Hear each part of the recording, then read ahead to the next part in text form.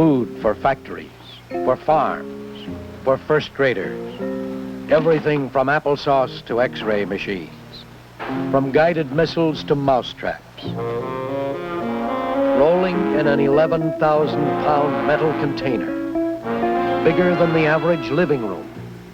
With strength to withstand shock and strain that would crack the average passenger car like an eggshell.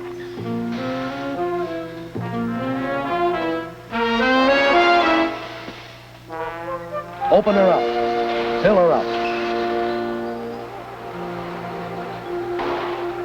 There'll be nothing unusual about this load. A solid, compact, 43,000 pounds. Carried to its destination over any kind of terrain. Through any kind of weather. By a 15,000-pound powerhouse.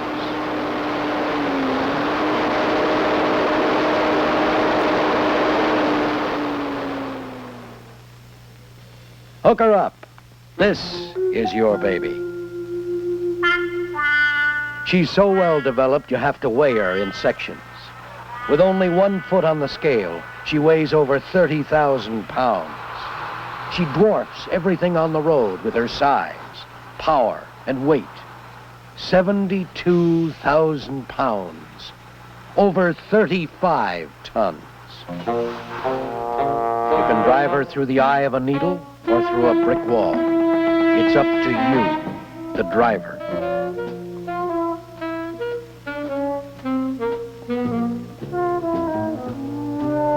It takes only a moment of carelessness, an instant of impatience, to cut it up,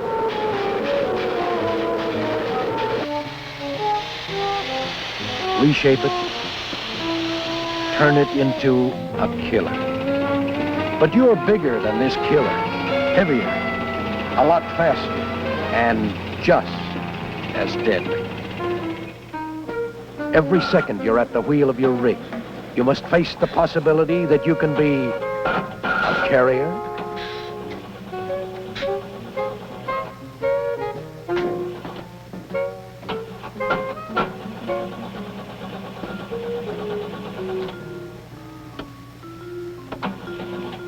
How do you do, sir? May I help you? You sure can. I'll trade this car for that truck.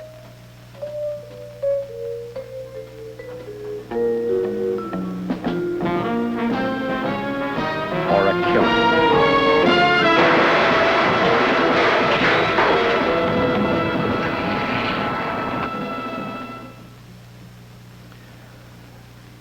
Most of you who drive the nation's 14 million trucks are professionals. Professionals in every sense of the word. Most of you, but not all of you. There's a big difference between the professional driver and the fellow who drives a truck just to earn a good living. And it shows, off the highway as well as on.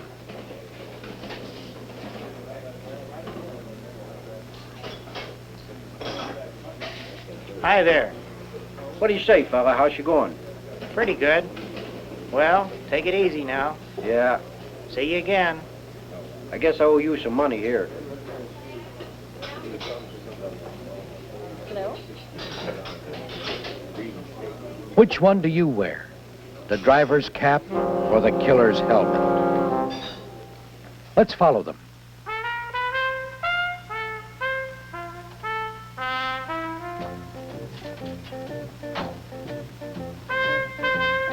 It's easy to spot the professional driver. He cares about everything he does. That's the big difference between the pro and the drive for pay guy who doesn't care about anything, even himself. He usually has a bad safety record, but he doesn't give a damn.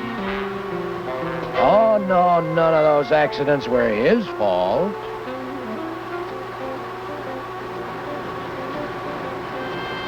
The pro realizes his safety record tells what kind of job he's doing.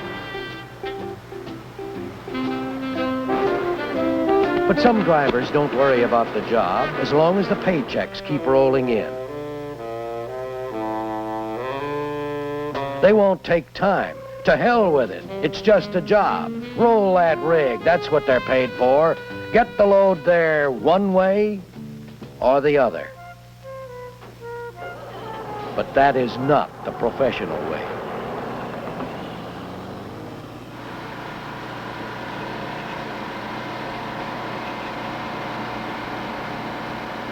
It was quite a banquet.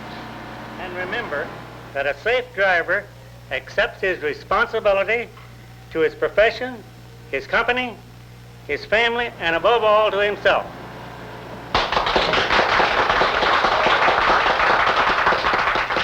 And now, for the highlight of the evening, the presentation of the first place truck driving safety award to the driver who has done all these things in an outstanding manner, Jack Domer.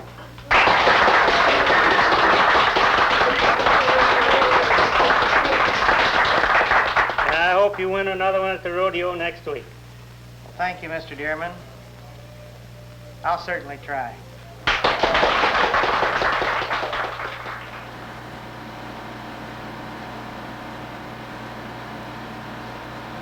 And what a rodeo, challenging the best.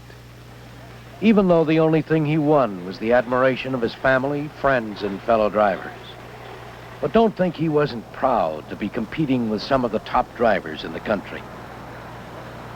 Funny that the most skilled drivers are also the most cautious, the ones with the best safety records, the ones who take the most pride in their profession.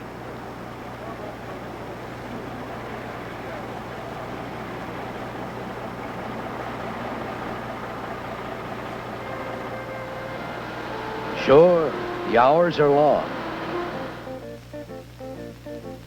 but the pay is high. And good drivers are hard to come by. And losing a good driver is a setback to any company. But a real pro won't take a chance on being lost, suspended, fired, or worse. He knows about defensive driving, and it makes sense. He's heard, too, that it's not for him.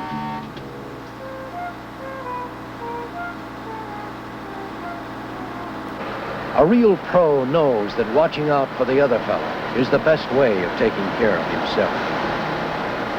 The pro drives only as far as he can see, and no faster than he can handle his truck.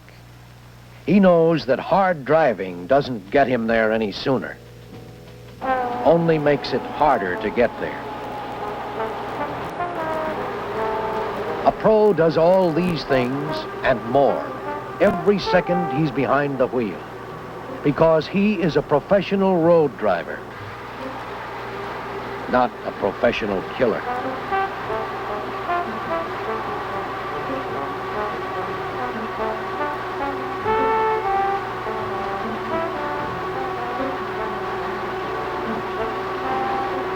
That nut's gonna lose his tarp. Look at it flap. Look at it flap. And it flapped. It flapped. Flapped.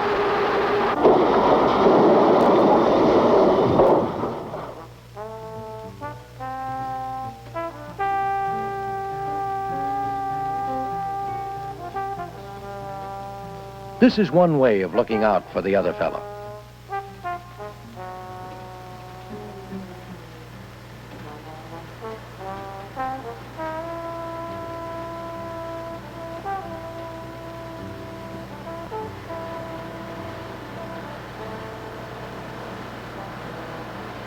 How many times have you passed scenes like this?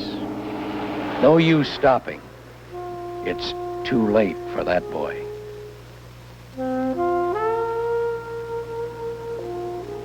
The tarp wasn't lost. He made sure of it.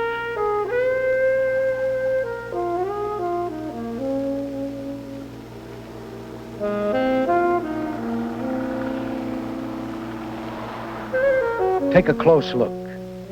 He doesn't look like a killer, does he? But he is. He is the killer and the victim. He was the only one to receive a scratch.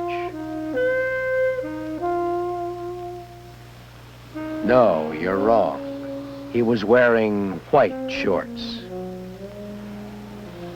At least he won't hear any more about defensive driving. He won't hear anything. And his safety record won't contain any more chargeable accidents. He's had his last. He didn't care about anything, even himself. Maybe he wouldn't even care about this.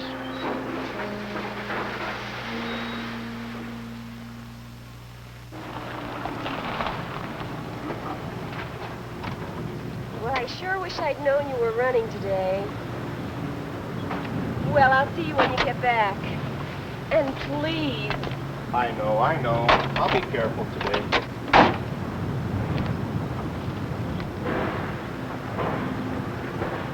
Jim, your bag! I'll be back to get it as soon as I check in with dispatch.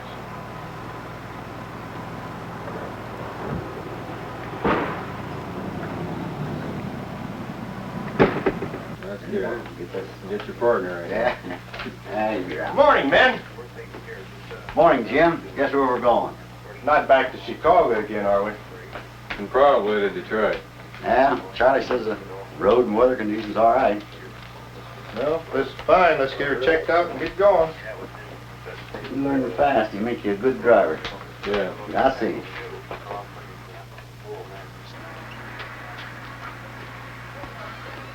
Well, you want to drive first? We may as well start off with our best. Hi there.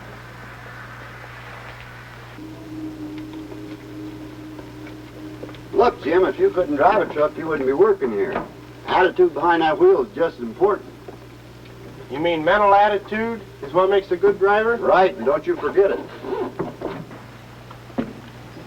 Like charity, safety begins at home, at the terminal.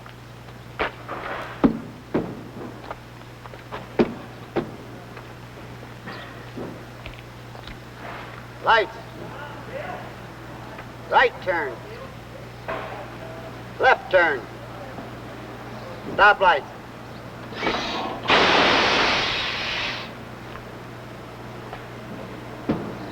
If you're going across country or even across town, know the road conditions before you leave the dispatcher's office. And know the condition of your truck before you leave the yard. This includes emergency equipment. If something is defective or missing, you're the one who has to live with it, or possibly die with it. The old fox hasn't had a chargeable in 20 years. A real pro. You always say safety is just being nice to people around you, but it seems so simple. It isn't simple. But if you practice it every time you step into a tractor, you'll always be sure of stepping out. Sounds good, Al. I'll give it some thought between here and Mansfield.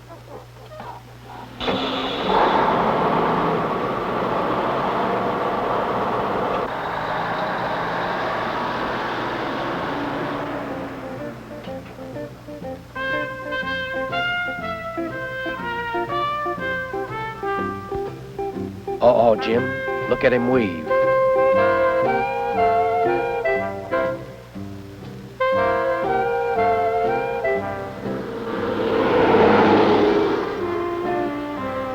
Let's ride along.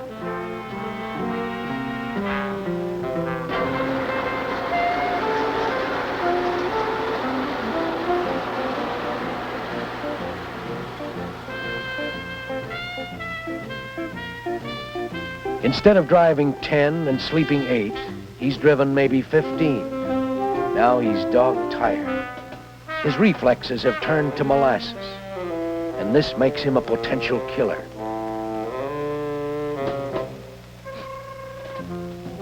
Slow-moving motorists, returning from church, all thoughts on the picnic. His company doesn't want him to press. His family doesn't want him to press.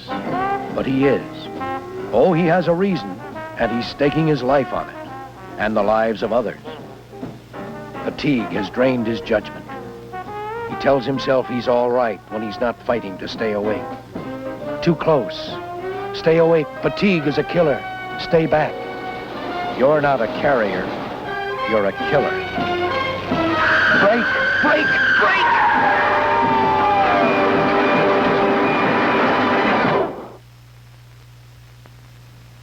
He never knew what hit him, or what he hit. When he realized what was happening, his legs were made of stone. Now he can sleep forever. Thou shalt not kill, with a gun or a steering wheel. A young family wiped out by a sleepy killer who pressed toward them even while they knelt in church.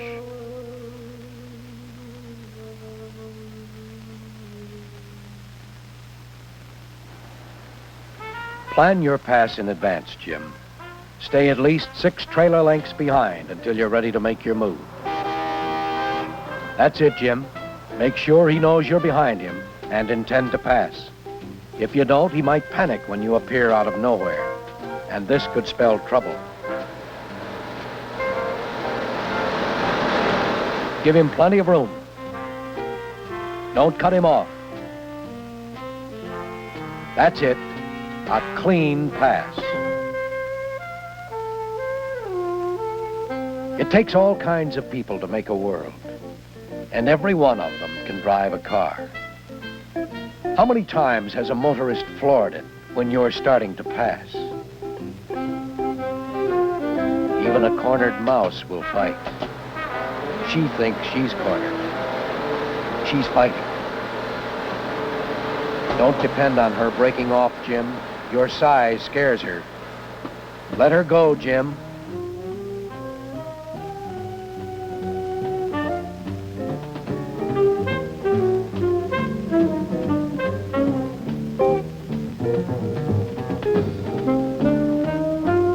Your presence scares them. They'd rather be ahead of you than behind you. You look as big as a mountain. When passing you, they're tense, cocked, hair triggers. You know the ones, smiling nervously, talking rapidly. They're whistling in the dark because they're afraid. Here she comes, Jim. Go on the defensive.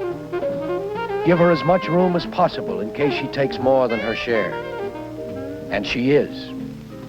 Give a little, Jim. Give her plenty of time to get her car under control. When they're stacked up behind you on public roads, pull over and let them pass.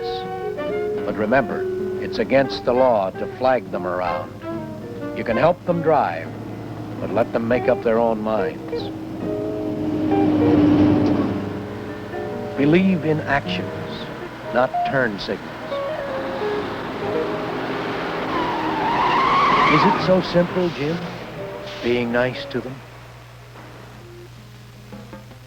If you believe in speed, flying now and paying later, payday might be sooner than you think. Their only protection is you. Your young victims, just around the next curve. No protection from your tremendous power. They didn't see the sign. Too late.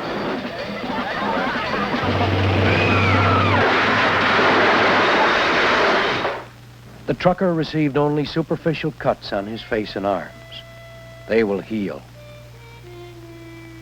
He didn't mention the pain in his chest to hospital attendants. No medication would heal this. It will be with him always. The feeling that he is a killer. It will keep him awake at night. And during the day, the pain will be unbearable.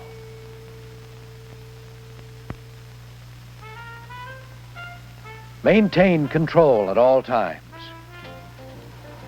Test brakes periodically. At dawn and dusk, be constantly alert for school buses. Be a weatherman. Be constantly aware of road conditions. Remember that bridges freeze before the road. That an empty trailer will slide easier than a full one. Free as a bird. An empty trailer or running bobtail. No weight. A light tap on the brakes. They lock You slide. You're a dead duck. Unless you're lucky.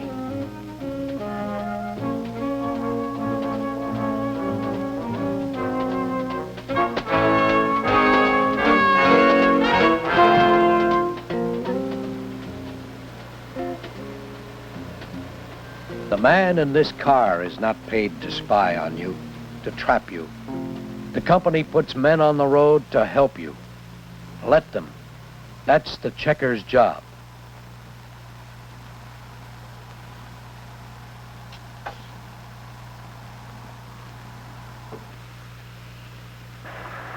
Hi, Jim. Hello, Fred. How are you today? Fine, thank you. Good. How was your trip? Good so far. May I see your logbook? Sure thing, Fred.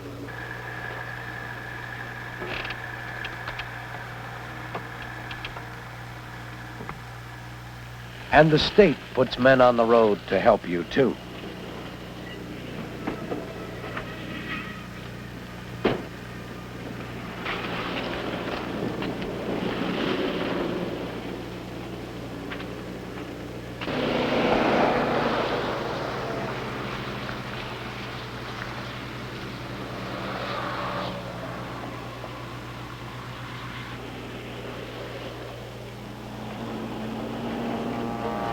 Like riding on the back of an angel, Jim. Take care of the old fox. His life is in your hands, too. Even if the signals aren't going, your eyes and ears should be. Always assume the gun is loaded.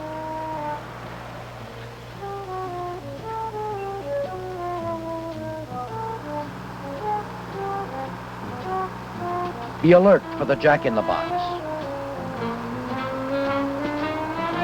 Stay away from traffic, and you'll stay away from accidents. But when in it, run with it. But not at the expense of motorists wanting to pass you. Use your turn signals. That's why you have them. Right-hand turns are always treacherous. Natural traps for the eager motorists, the unobservant motorists.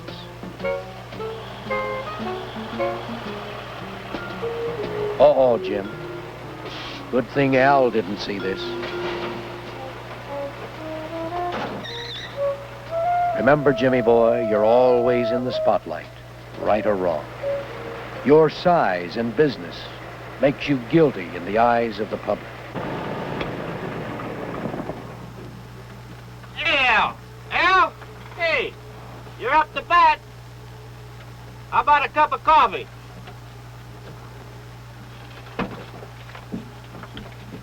Good idea. Say, you're improving. You guy must have slept all 10 minutes.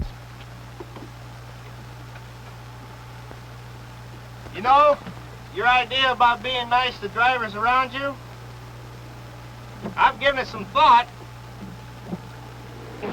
It isn't simple, but it's necessary as hell for safe driving. That's a proper driver's attitude. Never forget it. Now, let's go have that car.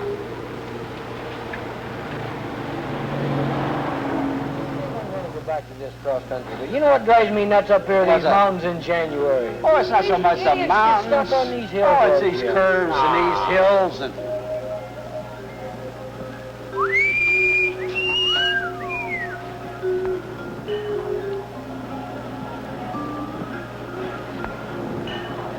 How about that? Well, I burned the wheels off of that darn truck to get here to meet you one time. So what do you say we drink up and get out of here? I got a lot of time to make. That's all right with me. I lost $5 on that rotten pinball machine. Well, I told you not to play the darn thing. Well, wait till I finish my beer. These are the boys who make it rough on everybody. A couple of beers, a few minutes of conversation, a pretty face, isn't worth dying for or killing for.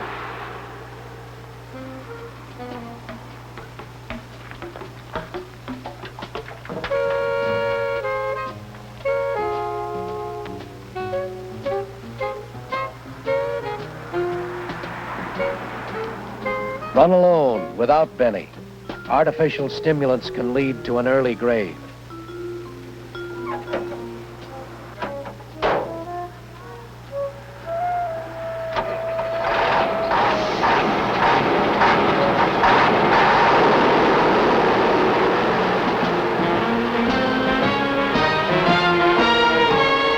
So can pulling out into traffic without looking, especially at night.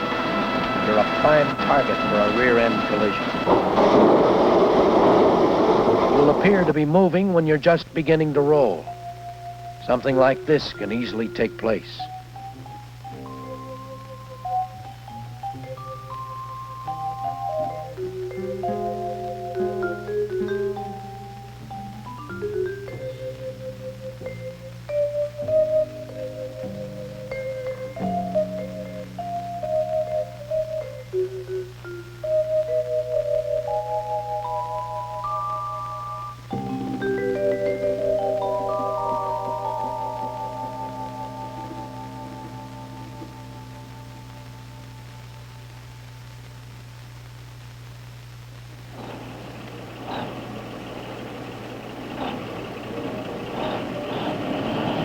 Remember this every time you start your truck. Every second you're behind the wheel, the responsibility is yours. Be a carrier, not a killer.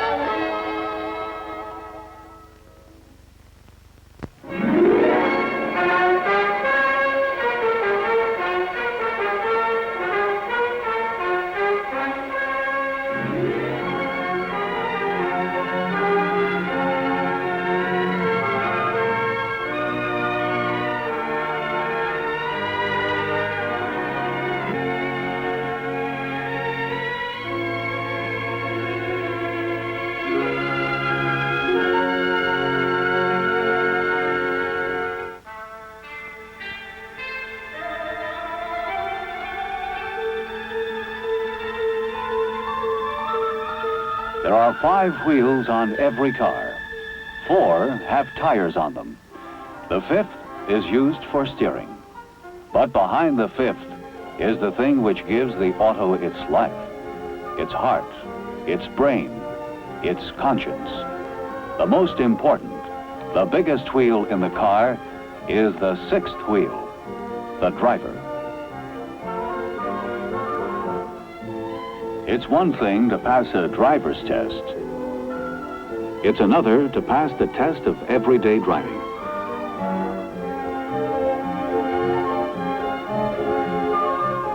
This is the story of a day in the lives of 3 typical drivers.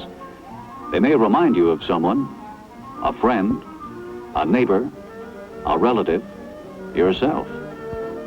When they slip into that all-important seat, they assume a new role and a major responsibility to their community, their fellow drivers, their family. How well they get through their day behind the wheel depends on how well they understand their automobile, the driving situations they will encounter, the rules of the road, and themselves.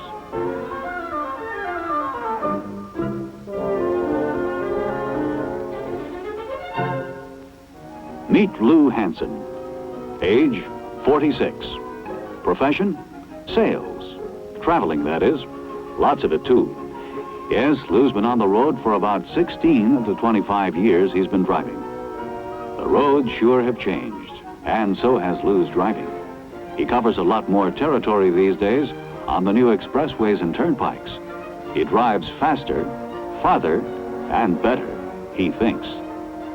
Oh, Mr. Hansen, what about your tires? Too late, Mac. He's off.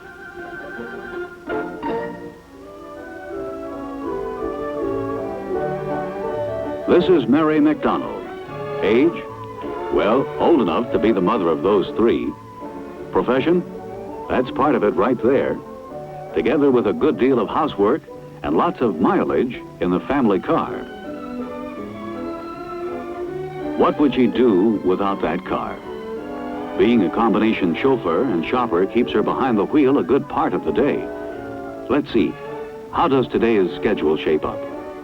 Give Frank and Joe a lift to the bus stop, the post office next, the supermarket, the dry cleaner, the drugstore. And oh yes, don't forget Dad on that 6:10 train tonight. He always appreciates a family welcome after those out-of-town trips. Yes, sir, a lot of driving today. Does Mary think she's a good driver? She does. I don't speed and I obey all the traffic laws. That's what she'd say. Sorry, Mary, there's a lot more to good driving. Meet Gary Blake, age 17, and a pretty popular senior at Central High. Today's the big day, the opening game of the season, and Gary will be taking some friends to see it over in enemy territory. Bakersville, that is. Nice job, huh? He worked and scrimped mighty hard to save enough for that car, and keeping it in good shape still takes quite a bit of time and money. He knows what makes it tick, too. There's nothing in there he can't take apart and put back together. Seems there's always some kind of adjustment needed to keep her purring.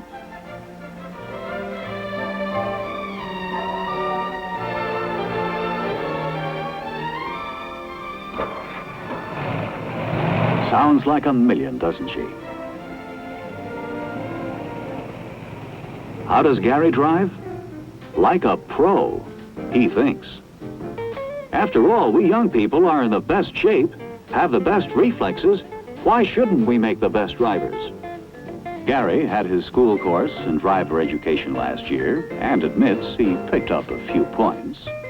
But on the whole, he feels good driving is natural with him. Maybe so, but so are a few other youthful urges. As we shall see. Lou is leaving town now, the first leg of the day's long trip. When it comes to his car, Lou's attitude is a lot different from young Gary's. He's not interested in what makes it go, just how it goes. If you asked him why, he'd tell you mighty fast. With me, time is money. Can't afford to waste it on breakdowns and long repair jobs. Preventive maintenance, that's the best way, keeps me rolling. Seems like a pretty new model car he's got there. It is. Driving's part of my job, a business expense. That's why I trade her in every year and always buy a good car fully equipped. Speaking of equipment, notice the seatbelt. Oh, that. This is the first year I've had it. Comes with the extras, part of a safety package. I wear it because it seems to keep me from getting tired on a long trip. But I probably never need it for what it's really for. You can never tell, Lou. Back to Mary now, on the way to her first stop.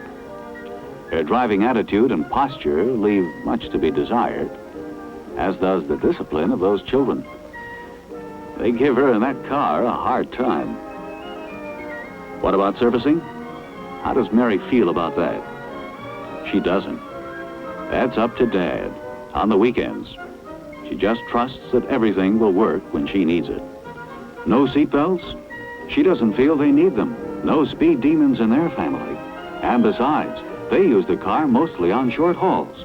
It would be more of a nuisance than a help, she thinks. What Mary doesn't know is that most accidents occur less than 25 miles from home and under 30 miles per hour. And with restless children in the car, well, there's another good reason for seatbelts, Mary. In most states, it's against the law to pass a stopping school bus. In any case, it makes good sense. Children aren't very predictable.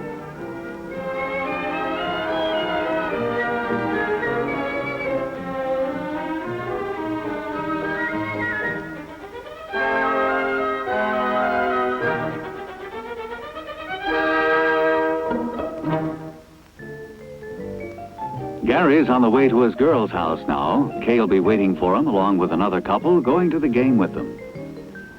Man, listen to that motor hum. That's because I treat this car like the best. He does. But no matter how he cleans his spark plugs, adjusts his timing, or tunes his carburetor, Gary never seems to get the gas mileage he expects. Watch him drive in traffic and you'll see why. And by the way, Gary, where's your seatbelt? Seatbelt? I guess I could use one, but heck, I'm still paying off my radio. That's no pro talking, Gary. Lou's nearing his first stop. It'll be a good day. He can feel it. But though he has some thoughts of business, most of his attention is focused on the road. Lou drives defensively. He looks and thinks ahead.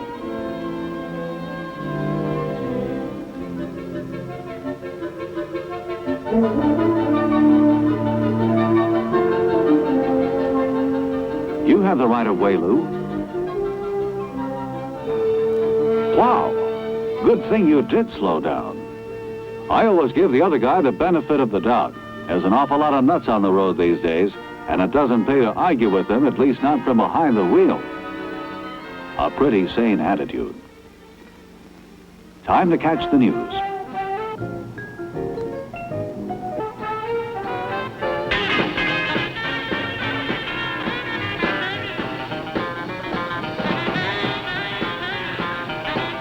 That's the best way. Eyes on the road. Now that's the news for now. The next news in 1 hour. This has been Jim Rush. Oh, well, better to miss the station than the road, huh, Lou? How is Mary doing? She hates Main Street at this hour. Seems like everyone in town has some place to go. And some of them don't seem to care how they get there. But Mary's used to that.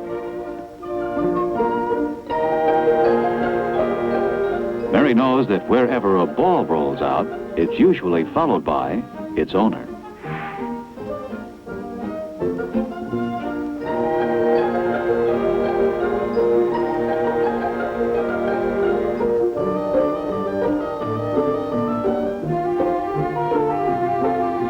An extra stop this morning. It'll only take a minute.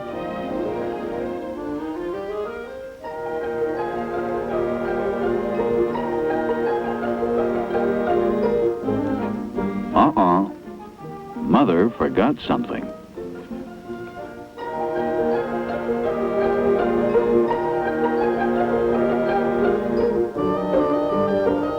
Just in time. This time. There's no doubt about it, Mary.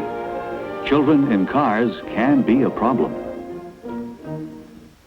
Well, here's our boy again. A few more minutes and he'll be at Kay's house. When he's alone in the car, Gary's a pretty good driver. Notice the way he sits up, holds the wheel, looks ahead and concentrates.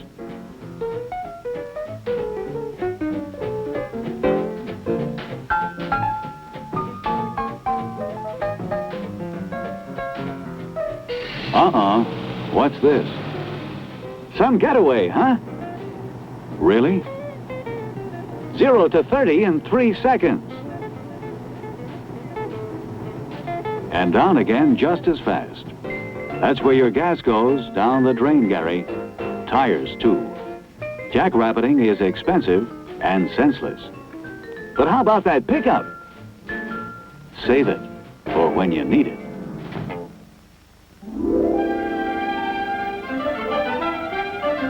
Hey, what's this? Oh, Lou's been turned down on his first stop of the day. Too bad. Like most of us, Lou carries over some of his frustrations and hostility into his driving.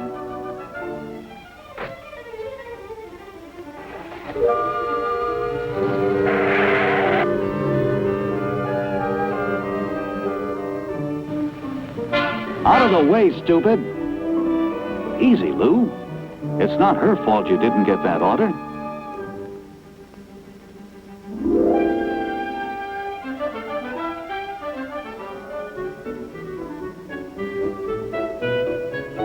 Cute little thing, isn't she? Hi, honey. Oh, well, old Mannheim never bought much anyway.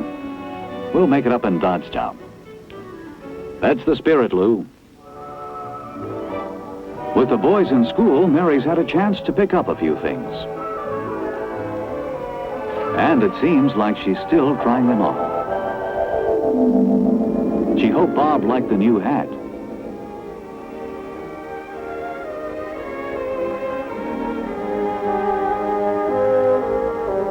That was a lovely dress she saw. Reasonable, too. It would go well with her. Wake up, lady! A close call. A valuable lesson. Daydreams and driving just don't mix.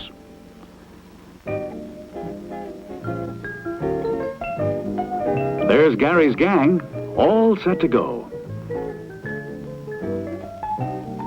Hey, the old crate looks good. Hands off the merchandise, please. That's a new coat of wax. A new tire, too. Do you think we'll make it to Bakersville? They won't, standing there. Hop in. When Gary was alone in the car, he kept his eyes on the road. But with company, the road's up there, man. Do you mind if we stay on it? Look where you're going.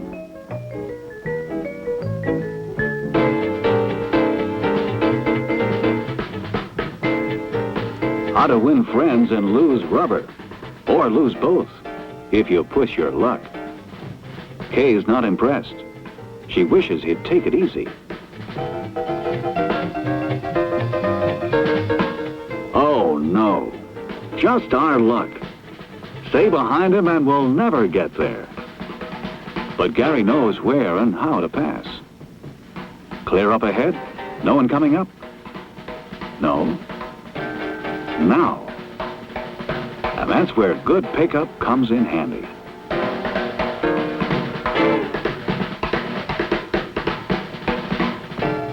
Back and with plenty of room to spare.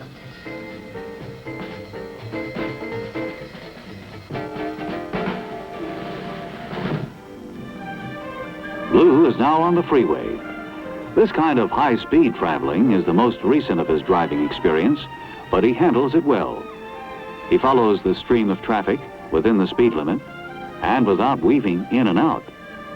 He's learned that on long hauls at high speeds, going 5 or 10 miles over the limit doesn't get him there that much sooner, but does put more strain on him. Besides, Lou's made it a habit to obey the law. He keeps a safe distance from the car in front of him.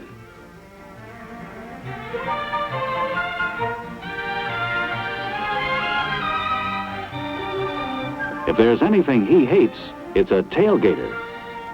Don't those fools know how long it takes to stop at this speed? He lets them pass.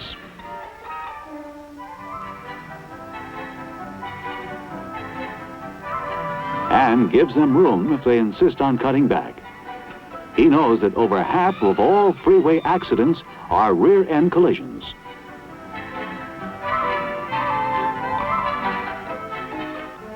Oh, there's his exit coming up. On the exit ramp, he slows down a bit, but not enough. Once back on a secondary road, the tendency is to get back to turnpike speed. Then he's reminded that rural roads are just not expressways.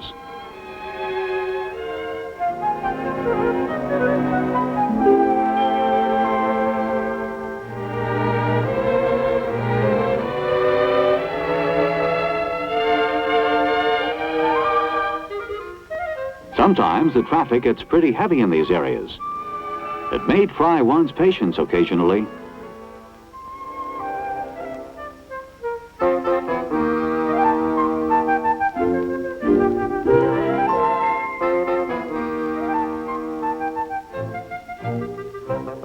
But then, country driving does have some rewards.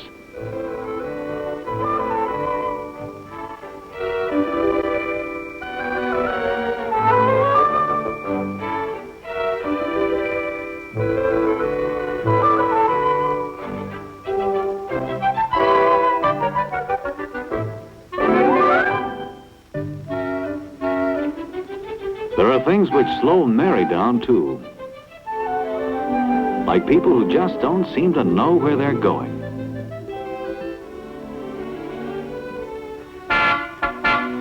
And don't seem to care either. Couldn't you just scream? Don't get impatient, Mary. It's all in a day's driving.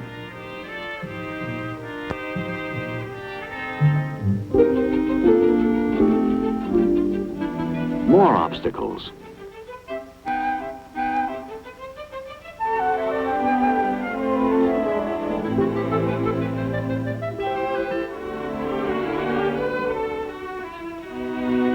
Courtesy pays off. To you, if no one else.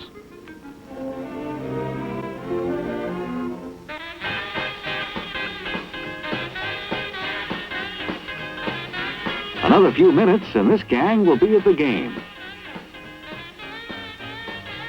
An unwelcome visitor.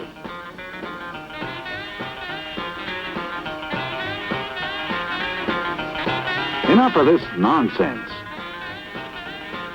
In a situation like this, Gary knows one thing to do, and he does it. But in a mighty dangerous spot. Where and how you get out of a car can't be as important as how you drive one.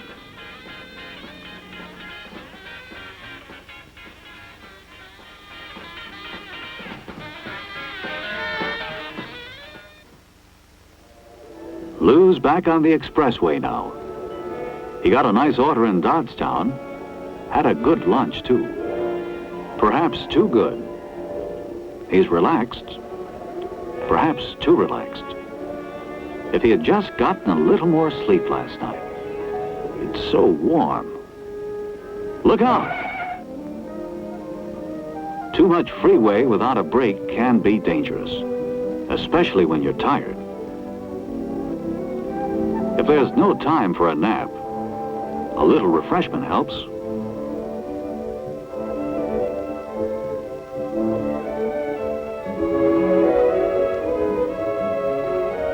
So does a little cold water.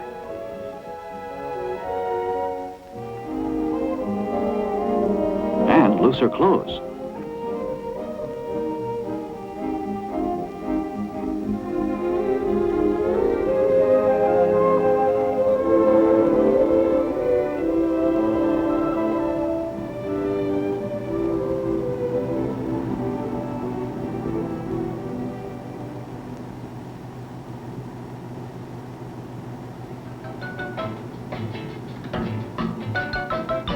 With some bright music and a change of position now and then, he'll be alert enough to finish the trip. Mary's afternoon visit is over. Time to pick up the boys. Where did the day go?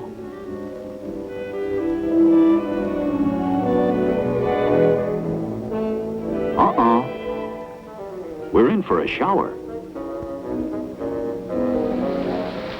It's already started over in Bakersville. But who cares? We won the game.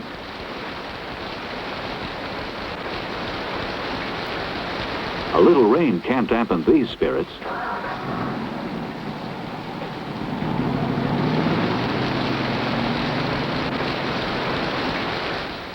Looks like a long wait, and right behind the bus. Oh, that's no perfume. Those exhaust fumes are bad. But Gary knows one thing that'll help. He closes the air vents. Always a good idea in heavy, slow-moving traffic. Inhaling too much carbon monoxide can be dangerous. A window should always be open. Where Lou is now, it's really coming down. Even with his defroster and windshield wipers going, he decides it's best to sit this one out. He pulls well off the road. Turns his parking lights on so that someone else with the same idea won't plow into him.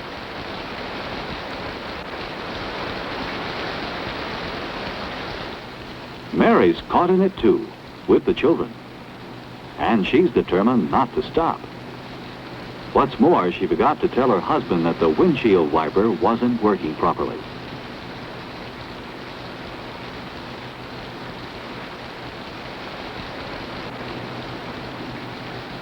What's that? Is everyone okay? Where's Terry? Uh-oh, a casualty. Only a bad bump. They're very lucky this time. Seatbelts would have prevented that. Where Gary is driving, the shower is over, but the roads are still wet. A combination like this can be as treacherous as ice. Luckily, Gary knows how to handle a skid, but there's no substitute for sensible speed on a slippery surface. Time for gas. Almost waited too long this time.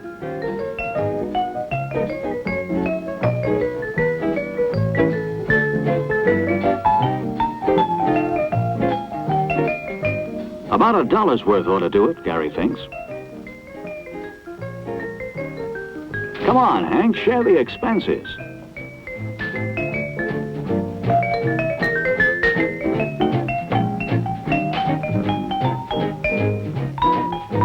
Oil, water, and battery, okay. It helps to have clean lights. What service? Wonder what he'd do if I said, fill her up.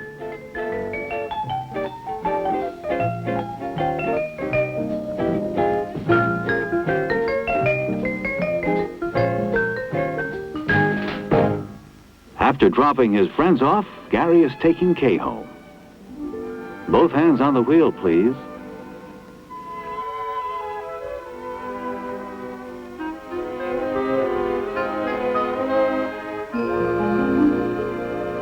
There's a much better place to show affection. Why doesn't he come over after dinner? A good idea. He will. The end of the day for Lou. It's been a good one and a rough one. Dusk is hard on a driver's eyes. The lights help out. There it is. Home for tonight. A welcome sight. End of the line for today. The end of the line for Mary, too, as she picks Bob up at the station.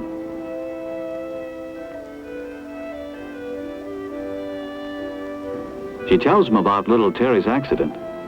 She bought some new wiper blades. And doesn't he think they ought to look into seatbelts? Yes, it seems like a good idea. Well, it's been a long day. Both car and driver will be getting a well-earned rest. Our drivers have spent a lot of time on the road. They've tried to drive safely, but they've made many mistakes.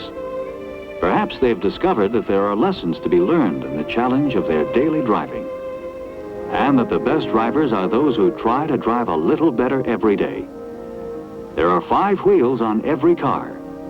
4 of them have tires. The 5th is used for steering.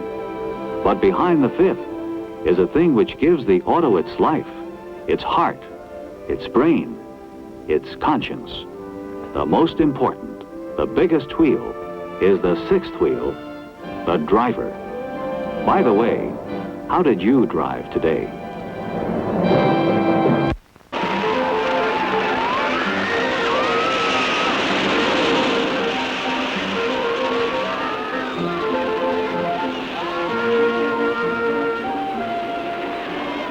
Remember how much fun you had in an amusement park when you were a kid? Well, when you're a parent, you live it all over again through the eyes of your child.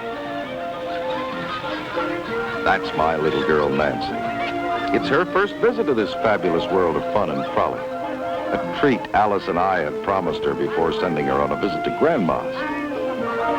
Oh, I'm sorry.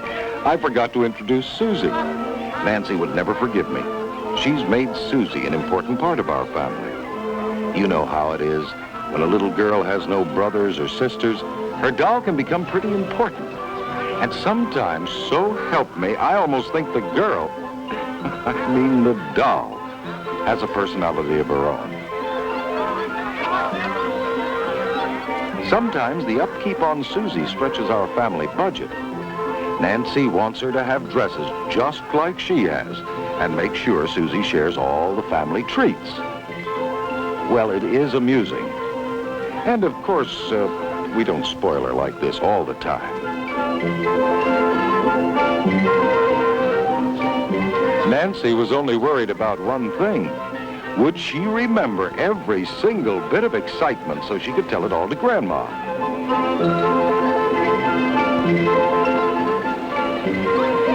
Alice said roller coasters are all right. But she prefers riding in the family car. We both enjoy taking long drives together, and this one had a special purpose. We were on our way to pick up Nancy. She had been with Alice's mother for a week. It seemed a lot longer than that. The house had been so quiet. But we did have Susie to keep us company. With everything that Nancy had to take on the plane, there just hadn't been room for a playmate the size of Susie. Then, less than a half an hour out of town... Gee, watch out!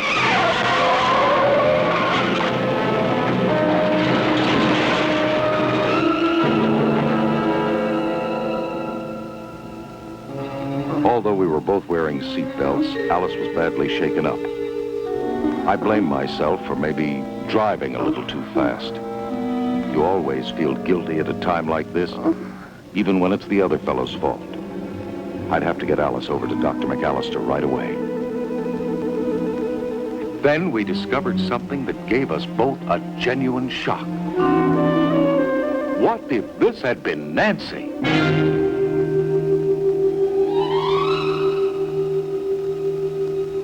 I examined both Mr. and Mrs. Norwood and was happy to tell them that apart from a few abrasions and shattered nerves, they had suffered no serious injury. If they hadn't been wearing their seat belts, however, the verdict would have been different, disastrously different. I thought I was through with my patients when my eyes fell on another casualty. Mr. Norwood was a bit embarrassed until I told him about my work with dolls that had survived car collisions. As a medical consultant for the Institute of Transportation and Traffic Engineering, I examined the dolls that represented children and the dummies that represented adults in a scientific collision staged by the University of California at Los Angeles.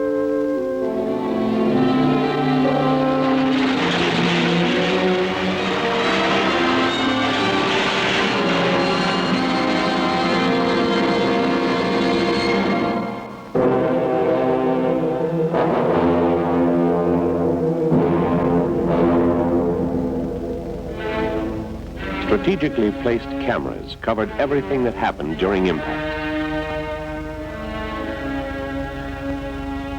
We were especially interested in what happened to children with and without belts because this subject had not been explored. But even though they were only dolls, and even though these were scientific experiments, we couldn't avoid a feeling of tension and a sense of impending tragedy. For several months, the collision experiments continued at different speeds, at different points of impact, sometimes with the passengers belted, sometimes unbelted.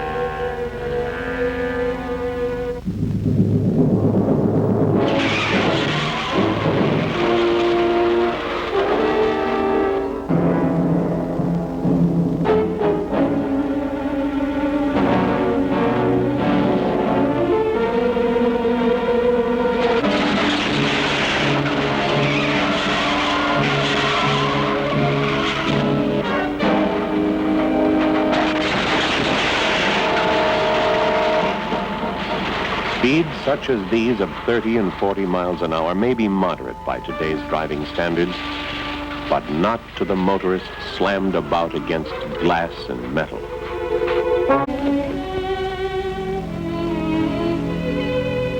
Of course, I had already made up my mind to have the back seat belts installed while the car was in the shop. And we never go anywhere now that we aren't all safely belted. Oh, yes. You're probably wondering about Susie. Dr. McAllister knew where to send us, and now she's as good as new. She may be only a doll, but she's never left. And that includes a safety belt for Susie. Many people who would do anything to protect their children do nothing to save them from injury, pain, or death in the motor accidents that can happen at any time. This is a frank appeal to all mothers and fathers. Without restraints, such as safety belts, the rear seat of an automobile in itself is not adequate protection. University research shows that children who will otherwise be killed can live to prove that safety is no accident.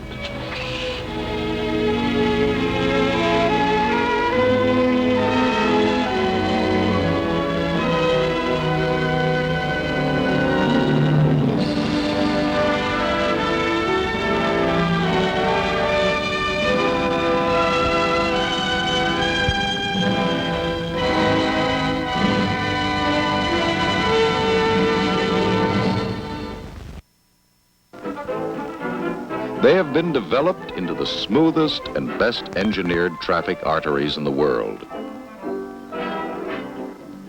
Our cars have been refined and perfected until they are effortless to operate. One factor still needs improvement: the habits of some drivers. Of all the offenders, the worst is still the tailgater. What the? Boy, if there's anything that burns me up, it's tailgating. That guy can't see around this rig. He's got no idea what's out ahead of me. If I had to hit my brakes, he'd plow right into me. Not that it would hurt me much, but I'd sure hate to go through all that paperwork. By far, the greatest freeway hazard is the problem driver who follows too closely. Most of us can control our cars at high speed, even in close formation. But control at a constant speed can be deceptive, because everything doesn't always remain constant. A driver's vision is often limited to the few cars immediately ahead. When one driver changes speed, for even a moment, the balance of speed and instant formation is right. A chain reaction is set in motion. The situation quickly gets out of control.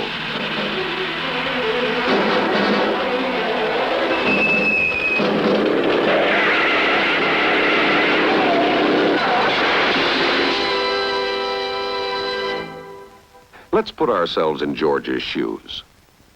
Pretend you're behind the wheel. Your imaginary brake pedal is a few inches to the left of your right foot. When you see the stoplight, push down on the brake pedal. The clock will start when the red light flashes.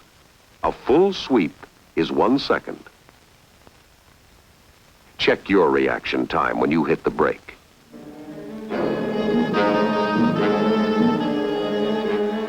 Now let's move the light back to the point where George first saw it, at only 28 feet.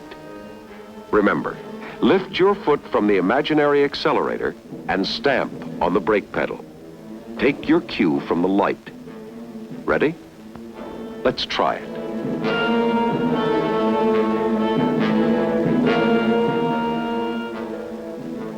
Because you were expecting it, you probably did pretty well. But an emergency with its distractions would probably be something else. Let's try it again.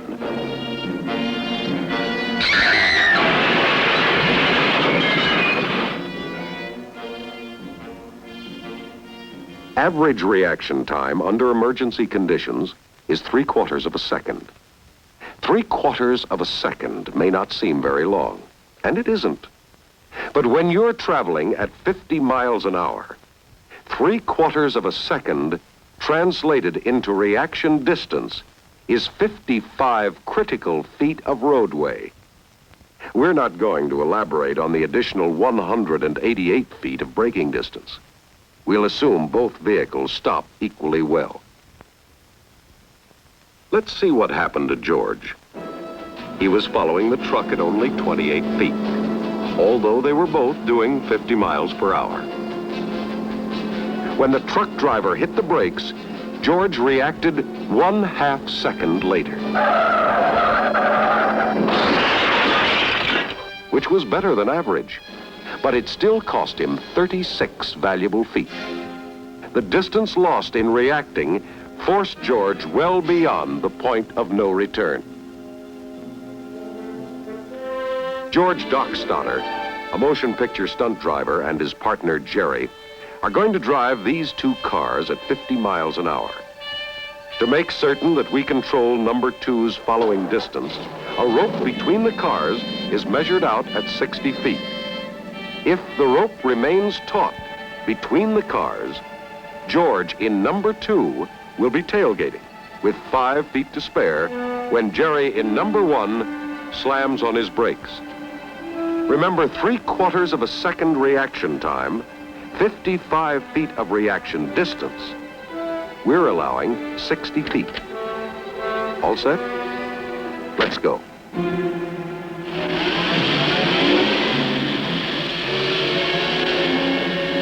Supplemental braking lights on number 1 car will leave no doubt in George's mind, or yours, as to his cue to react. We're up to speed, 50 miles an hour.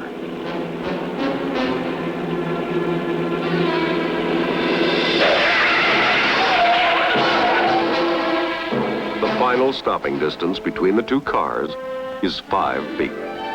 We started with 60. The difference, 55 feet, was used by George in reacting to the situation. We'll try it once more. Only this time we're going to shortchange George. Our 60-foot rope is cut to 50. From a normal reaction distance of 55 feet, we're going to chop off 5 feet. The drivers are ready. They're up. Quickly up to speed.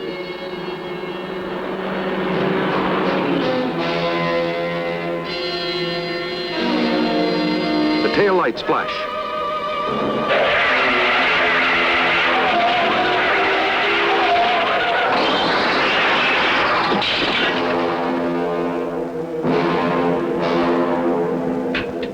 Tailgating at any speed does not make sense, even for an expert driver. Usual, I'm working on a dramatic case. But in this instance, I'm a prosecuting attorney, an accuser. There's a lot of evidence on my side, a pretty clear-cut indictment against many people. Some of them may be your neighbors. The story involves a killer who is still at large, and nobody seems to be doing much to stop him. Remember, what you're going to see and hear is only part of the evidence. The full testimony is a matter of public record. I suggest you watch closely, for you, too, may be very much involved in the case of the interrupted morning.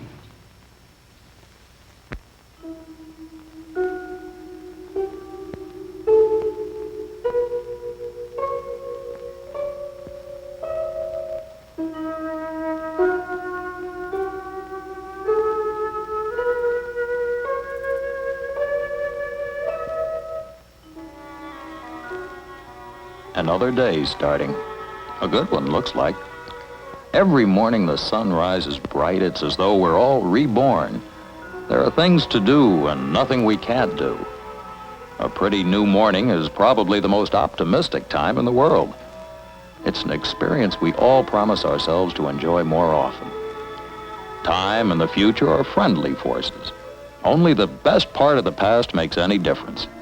And only whatever we want to happen is going to happen. Today, well, tomorrow anyhow, something really wonderful has to happen. There's a freshness, newness, a promise.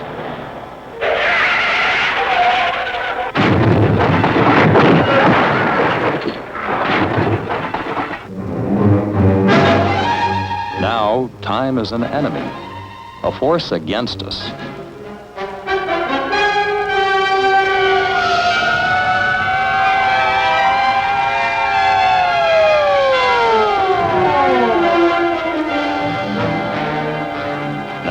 got to defeat time. One of these cars was heading south on Maple Street, doing about 30, road surface dry. The other one was traveling west on Route 9, not more than 35. 2 passengers were thrown from the vehicles. It would be hard to determine which driver was responsible.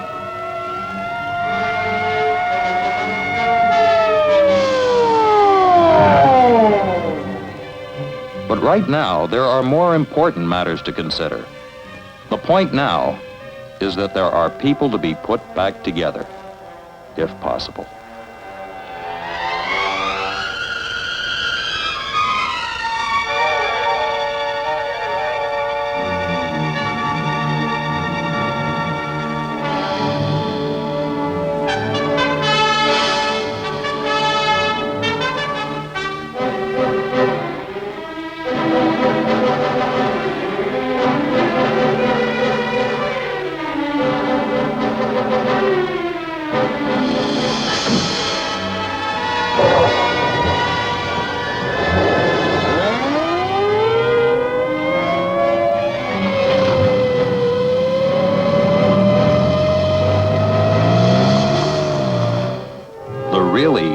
The important thing about any accident is here.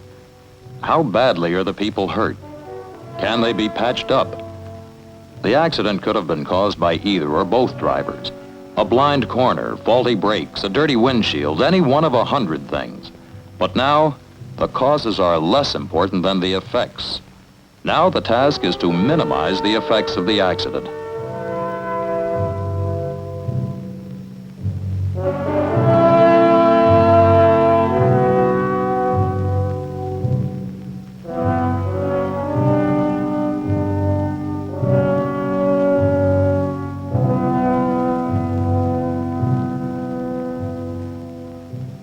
A beautiful, hopeful morning has been shattered, and there are people to repair.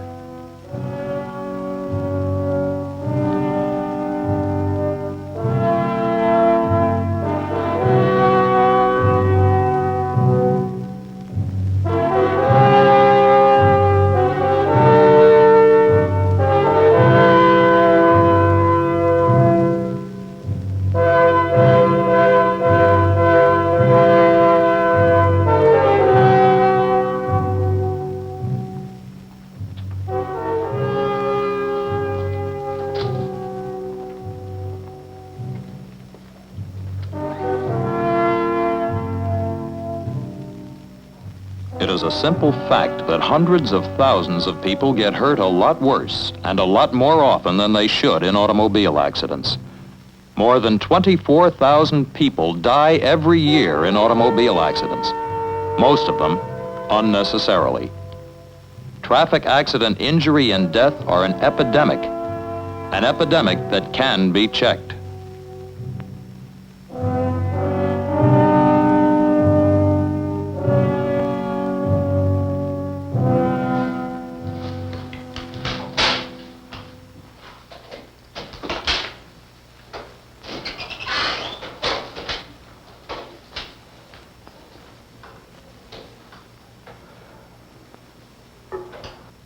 It's impossible to be certain, but this looks like another one of those cases that might have been prevented by seatbelts.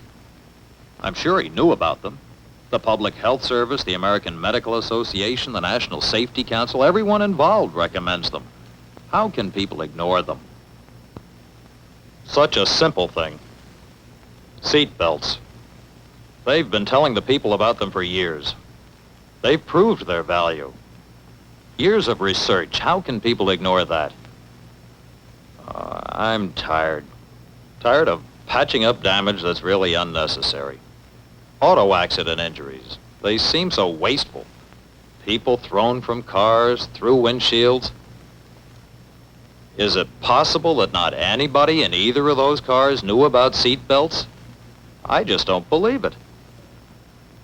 Most people don't think they're going to have an accident. Well, most people are wrong. The odds are 6 out of 10 that in the next 5 years you will have a traffic accident. 6 out of 10. Those are mighty impressive odds.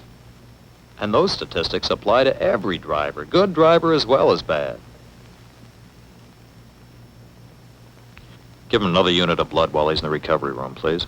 Yes, Doctor. Thank you. Hang on, Ted. I'll walk down with you. You know, that's very interesting, Doctor. I just heard what you were telling a nurse about seat belts. Well, you know, 6 out of 10 is poor odds when you realize how many of these people will be killed or crippled. I don't know. I guess it's hard to change the odds on having an accident. But you can take advantage of the protection offered by seat belts. How much do you know about traffic accidents, Ted? Well, do you know these facts? Fact 1. Your chances of being killed are 5 times as great if you're thrown from your car. Fact 2, and this will surprise you. More than half the accidents causing injury or death involve speeds of less than 40 miles an hour. Studies show that serious injuries have been reduced over a third by the use of seatbelts. That's enough. But still, people say, just for around town, no long trips that require any so-called extra protection. Well, the fact is that 3 out of 4 traffic deaths occur within 25 miles of the home of the victim. You a good driver, Ted? Skillful, cautious, no accidents so far? Well, so am I. But the odds still apply to us because the highways are filled with unskillful, incautious drivers. They don't know our safety record. And it's an established fact that the seatbelt is the most effective single item of protective equipment available today to reduce this toll of traffic injuries and deaths. Scientific studies in laboratories and on the highway prove this. Any messages, nurse? Yes, there's a call for Dr. Paul. Yeah, thank you. Paul. Say, nurse, could you let me have that brochure from the University of California? Yes. Thank you. Take a look at this, Paul.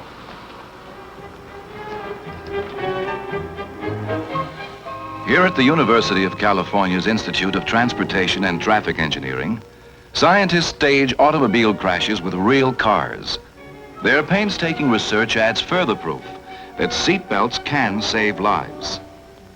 The victims of these crashes are anthropometric dummies, built to represent human beings in crash tests. These dummies are instrumented to record the shocks and indicate the types of injuries which the human body would receive in similar crashes. Watch closely as the camera stops the action in a typical crash test. See what happens to the dummy not protected by a seatbelt? Death certainly would be his fate if he were human. After data on possible injuries have been recorded, crash tests are repeated to double-check the findings. This time, the dummies are strapped in with seatbelts, and as before, wired to sensitive measuring devices, which record the shock sustained during the crash.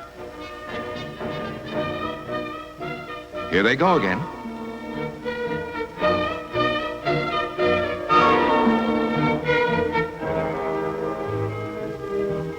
These dummies were saved from violent contact with the car structure. Seatbelts gave them that margin of safety, which can mean the difference between life and death. Here's an interesting accident sequence shot in slow motion. We'll see it from above, from the ground, and also from within the car itself. Notice how the bodies are banged around inside the car, a major cause of death and injury in crashes. Seatbelts would have saved these dummies from the death-dealing impacts that they are taking here. These tests and other research conducted by dedicated scientists elsewhere tell the same story about the life-saving values of seatbelts. In each and every research program on this subject, the results support this simple conclusion. If you're using a seatbelt, you have a much better chance of surviving a crash.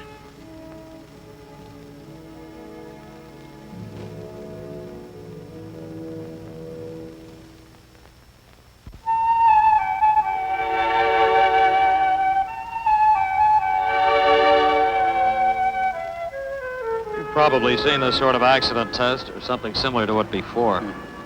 There's so much proof, so many reasons. Ted, it's plain and simple. Let me ask you, do you have seatbelts in your car? Do you use them? No, I have to admit I don't. Well, look, my car's parked right over here. Would you like to take a look at it? Yeah, I sure would. You know, somehow I got the idea that these seatbelts were inconvenient. You're kidding. You mean that's your reason for not using seatbelts? Ah. Inconvenient? Are polio shots inconvenient? My golly, actually, seatbelts are comfortable. If you're worried about your car catching fire or going underwater, even in these cases, seatbelts can still push the odds your way. Actually, less than 1% of all injury-producing traffic accidents involve fire or submersion. And by keeping you from being knocked unconscious, a seatbelt could enable you to escape. Look.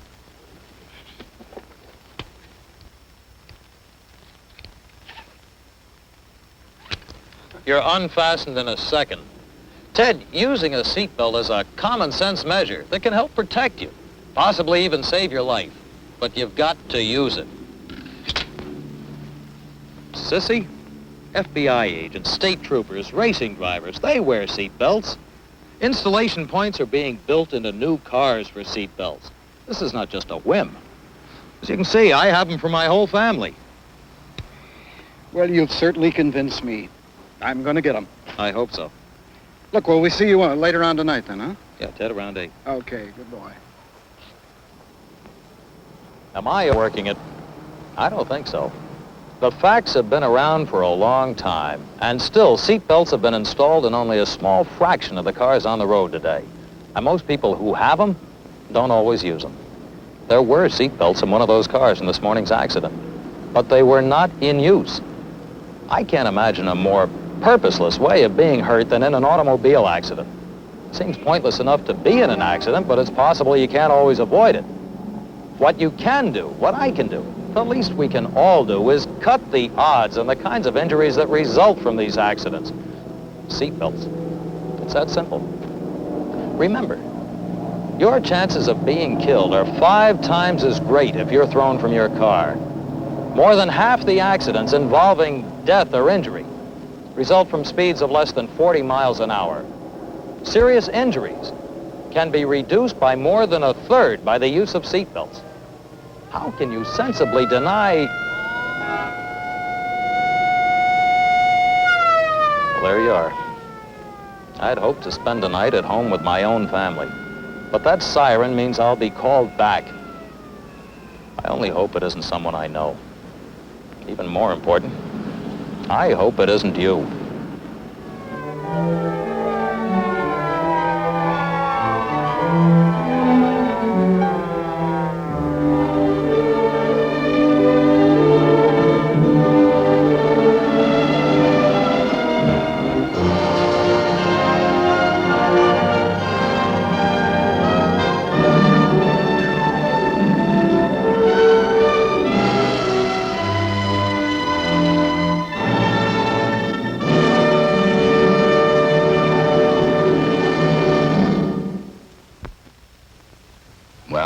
Wraps up the case of the interrupted morning.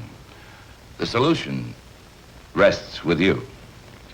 Have you ever thought seriously that you or your family might be added to the long, long list of this killer's victims? Especially if you continue to extend such a cordial invitation. Look, many years of research have proved that in an automobile accident, the seatbelt offers the greatest amount of protection from death or injury. It's not a point of argument, it's a matter of fact. Seatbelts in your family car save injury and save lives. Now, I'll tell you something quite honestly. Living is a very important thing to me. I have a hunch living is just as important to you and your family. Install seatbelts in your car. Don't waste any more time.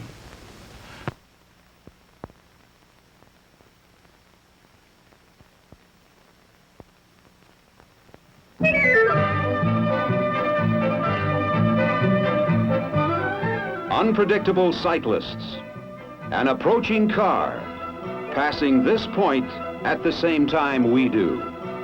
Could this be a trap?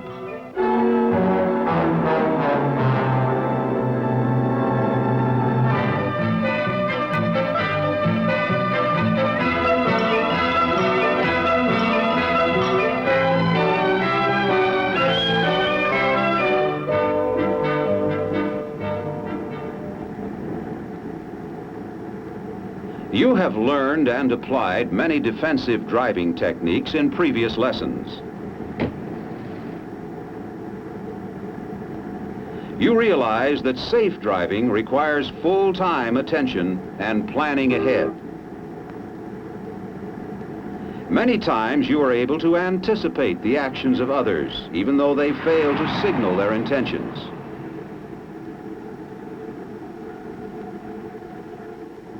You know the importance of defensive strategy, the necessity of scanning the danger zone ahead and on each side of your car. You see that car on the right, that car backing out.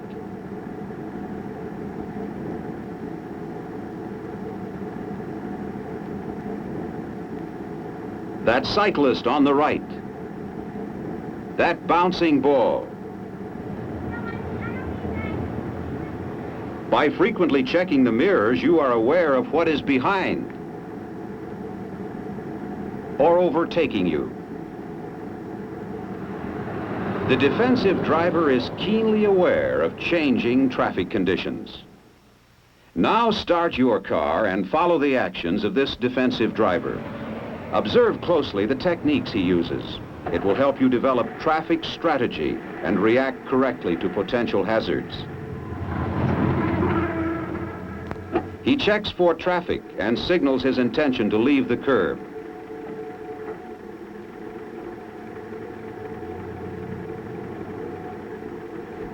All clear. Accelerate to 20 miles per hour. The defensive driver thinks and drives as if other drivers may do the wrong thing at the wrong time in any situation. He checks his mirrors frequently for following traffic. He analyzes the road well ahead to detect clues to possible hazards. That parked car may leave the curb. That car warns of an intersection.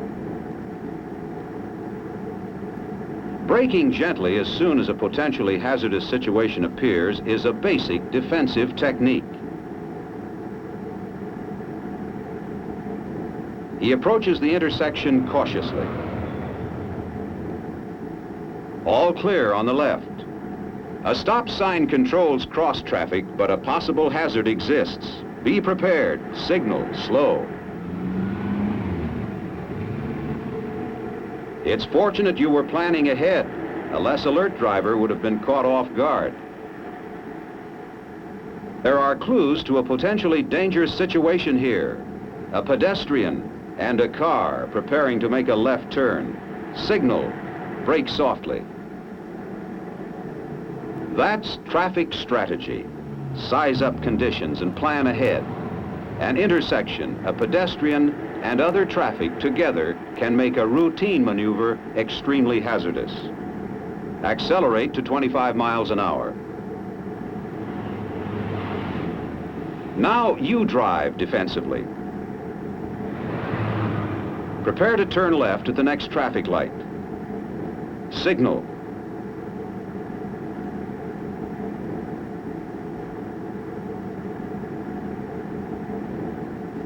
That traffic light has been green for some time. The caution light might appear at any time, so be prepared to stop. Check your rearview mirror and poise your foot on the brake. Did you signal for a stop?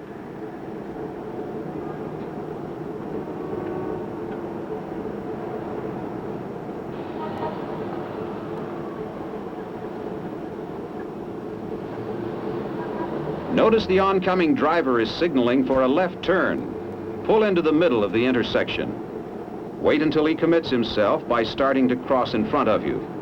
Stop. Keep your wheels straight.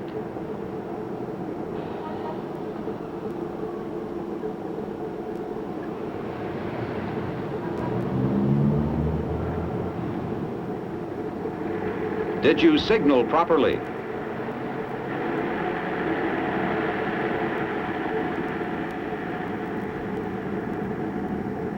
Resume speed of 25 miles an hour.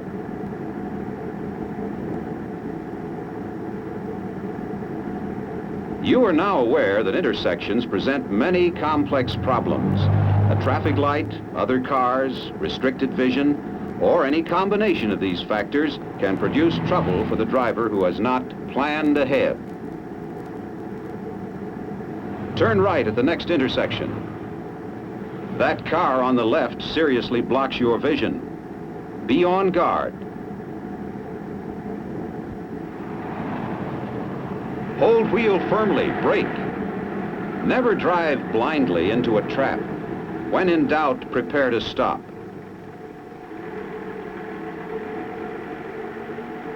The defensive driver knows that unless he plans ahead, his safety is in the hands of the least competent driver he happens to meet. Proceed at 35 miles an hour.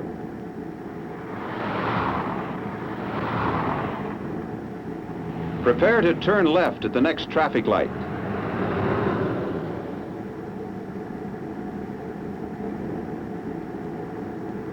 Did you signal?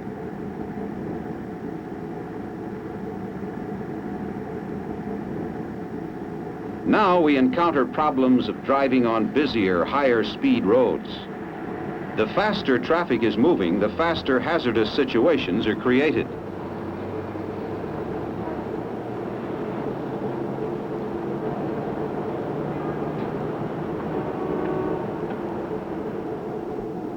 Are you accelerating gently and cautiously? Are you signaling? Did you stop with your wheels straight and wait for that driver to commit himself? Prepare to move into the right lane.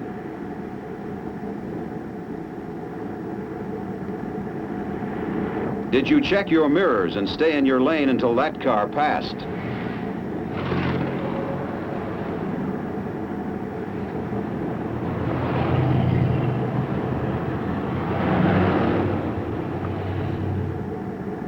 Accelerate to 35 miles an hour.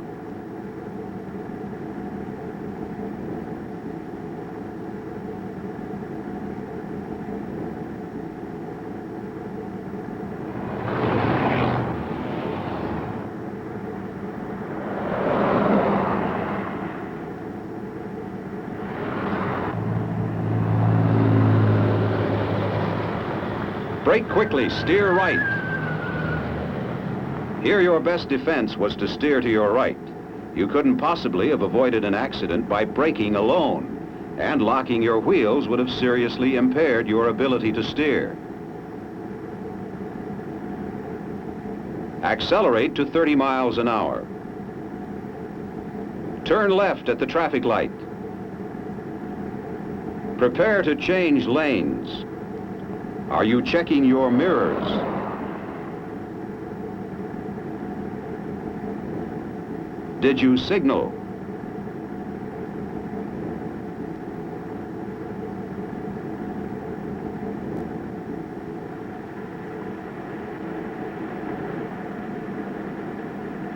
Are you signaling for a stop?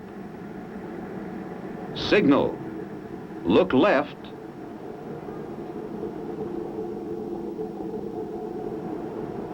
And right.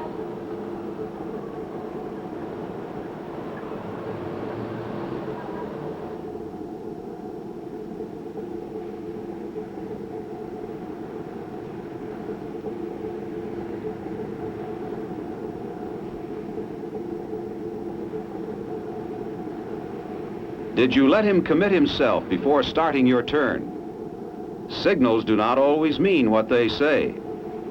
Had you turned sooner, an accident could not have been avoided. Did you signal? There's a car right behind you.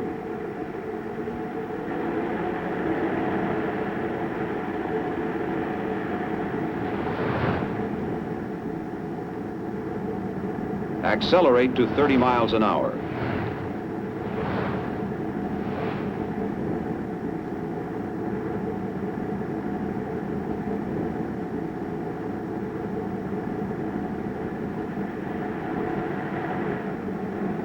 Did you reduce speed as you approached the congested area?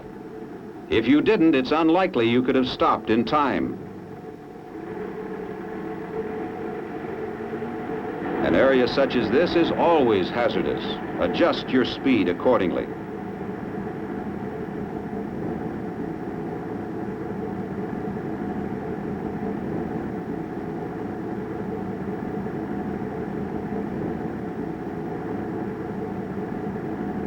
Turn left at the next intersection.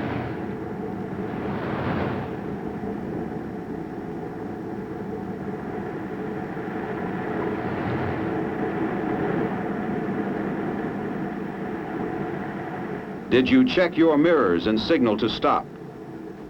Those pedestrians might have forced you to stop in the path of oncoming traffic.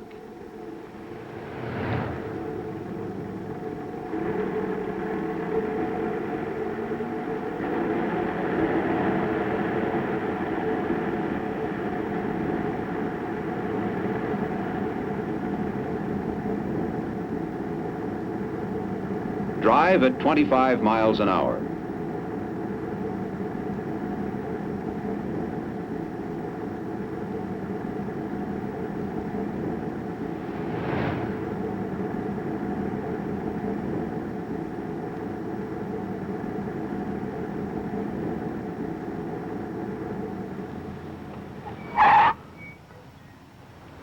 Did you reduce your speed and cover your brake as you approach this maze of potential hazards?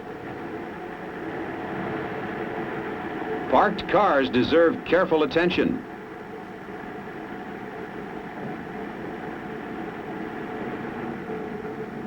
Stopping was your only defense. Were you prepared? Oncoming traffic blocked an escape to the left.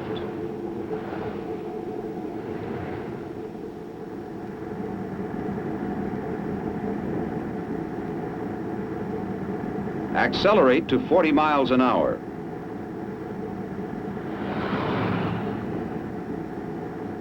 Bear left ahead.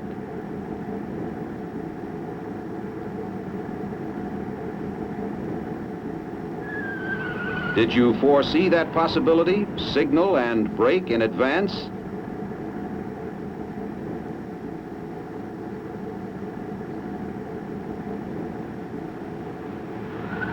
Were you alert for a possible trap?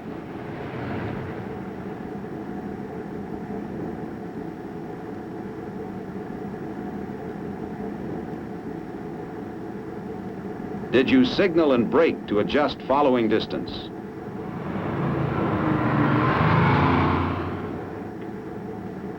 Did you signal and brake gently again?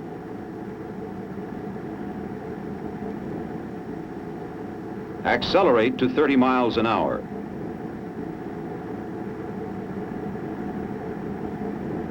You have now experienced several situations which emphasize the importance of being always on guard, watching for clues to trouble, and planning your actions well ahead.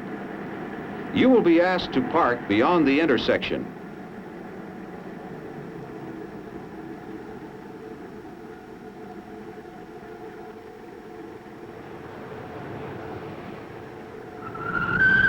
Were you prepared for that hazard? Remember, defensive driving demands full-time attention every second you're behind the wheel.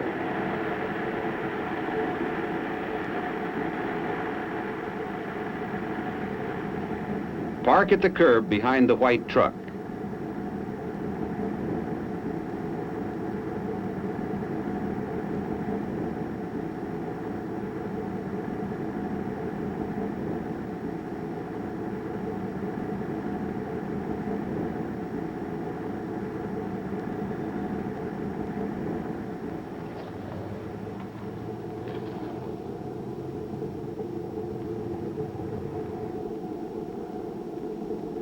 Turn off ignition. In order to be a safe driver, you must give 100% of your attention to your driving.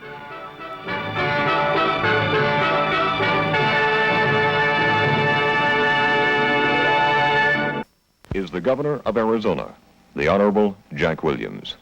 Thank you. The safety belt, commonly called the seat belt, was designed and developed back in the early days of flying. Its purpose was to hold the pilot and passenger in their seats for the sake of safety, instead of being thrown around inside the plane when hitting air pockets and turbulence, or being violently catapulted outside on a rough or forced landing. Starting about 20 years ago, some new car manufacturers began offering seat belts as optional equipment. Interesting statistics from safety specialists and the medical profession were convincing. They told us you're 30 times more likely to be killed if you're thrown out of the car in a crash than if you're made inside. Augmenting these efforts to require safety belts for all automobiles were the insurance companies.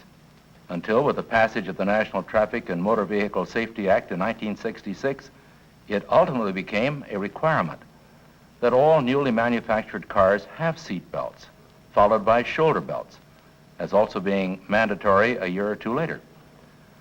The problem is that less than 30% of the motoring public voluntarily wear seat belts.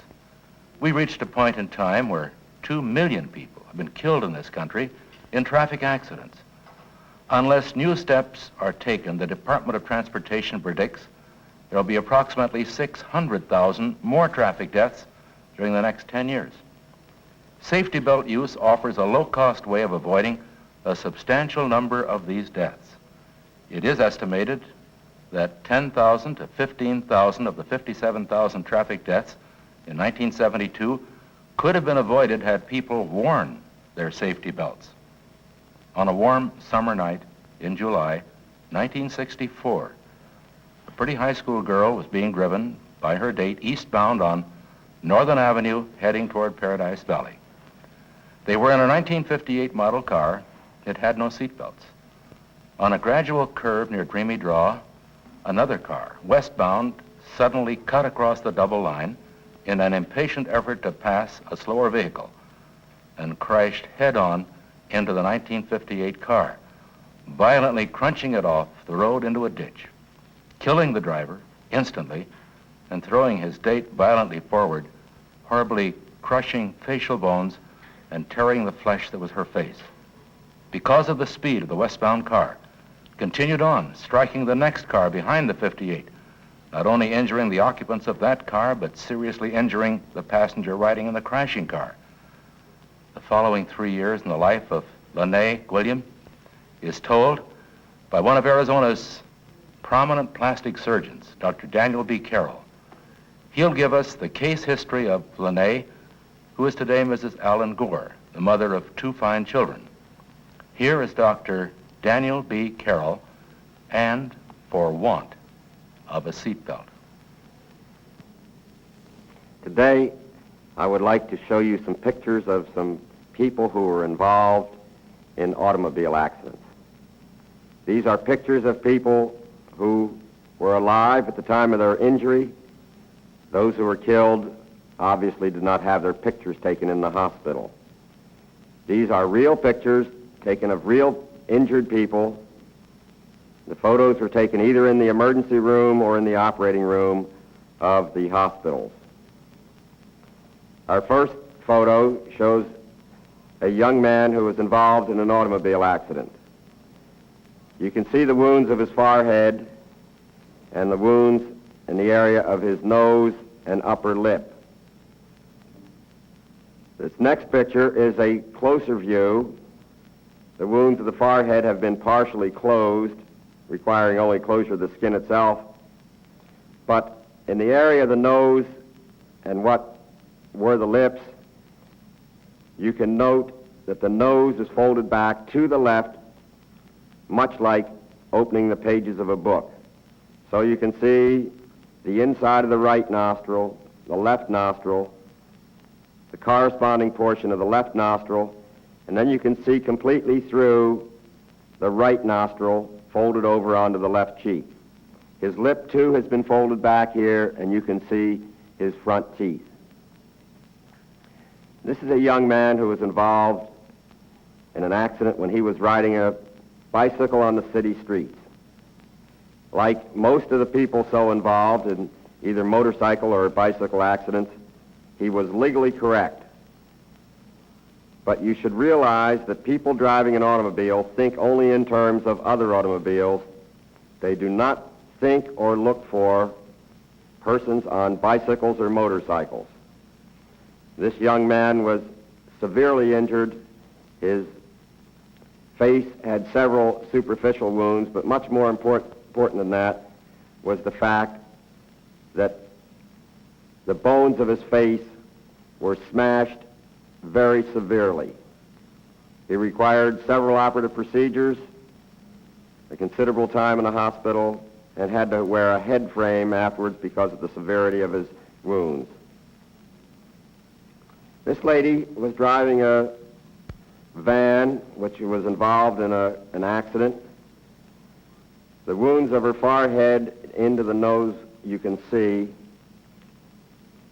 This wound was so extensive that when the wound was repaired, there was found to be a loss of tissue in the central part of the wound just above the nose, and this area had to be skin grafted. The bones of her face were smashed so badly that they could not be replaced and put together adequately without use of this frame.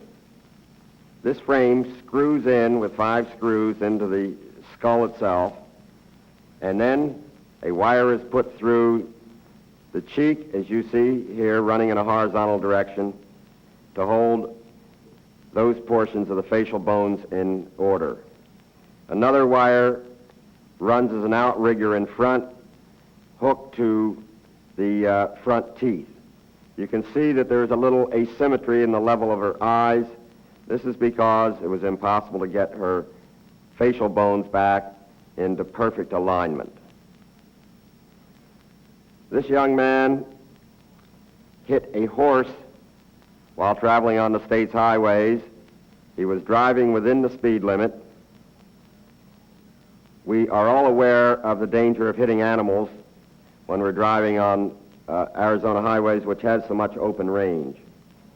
Hitting a smaller animal, which even includes a cow or steer, can be quite serious, but when one hits a horse, an entirely different and new situation develops.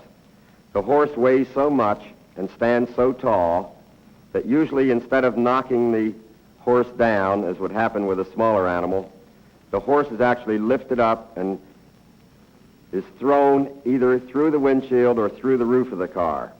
And that is exactly what happened in this man. He has wounds that start down on the left side of his jaw, come through the lower lip, the upper lip, into the nose, and up along the right cheek. This is a different view which shows more detail of the wounds. He has a compound fracture of the lower jaw, of the upper jaw, and then this next picture shows the right cheek in more detail. The tissue has been folded back and leaves a little white island there. That island is the upper and lower eyelids, with all the tissue surrounding it being torn away and now is folded back. Just below the eyelids you see a depression or hole. This was caused by the fact that the cheekbone in this area was completely ripped out in the force of the accident. It was searched for afterward and found lying in the front of the car. This lady was involved at age 16 in a severe accident, and this is the lady to whom the governor referred. You see her facial wound starting down above the left lip, coursing up along the nose. This is another picture showing more detail of it. In spite of the severity of these wounds, what is even more important is that her facial bones have essentially been smashed, much like smashing an egg inside of a cloth sack. This next picture shows this same lady immediately after repair of her wounds, her nostrils packed, and that silver tube in her throat is a tracheostomy tube. This is a tube placed through an incision into the trachea or windpipe in the neck. This is done so that she can breathe. Her injuries to the face were so severe that she required several transfusions of blood in the emergency room before she could even be taken to surgery, and had to have this tracheostomy so that she could breathe. I would like you to meet this young lady. She was Lene Gwilliam then. She is Mrs. Lene Gore. I would like you to listen to her story of what it is like to be lying in bed after these very severe injuries. Mrs. Gore. It's a pleasure for me to know that we are meeting with you today and that our presentation is being seen and heard by so many people who really care. The things that you are seeing and hearing today are not a representation of things that happen to only a select few. They are rather illustration of things that happen to hundreds and hundreds of people in the United States every day. Over 4 million people were injured in 1972 alone, and that staggering 4 million figure does not include those who lost their very lives. Now, I suffered some pretty terrific physical pain, and my dad incurred a lot of medical expenses. But these aren't the things that I want to speak with you about today. And would I be able to get together enough courage to face the things that were sure to come to me in my future? As I became somewhat aware of my physical condition, I noticed that I saw 2 of every object in the room around me. Unaware of the cause for this apparent double vision, I was afraid that I would have to undergo serious eye surgery. Or even worse, in the back of my mind, I thought the problem was caused because of brain damage and was something that I would have to live with for the rest of my life. Never being able to read again, not graduating from high school, not going to college.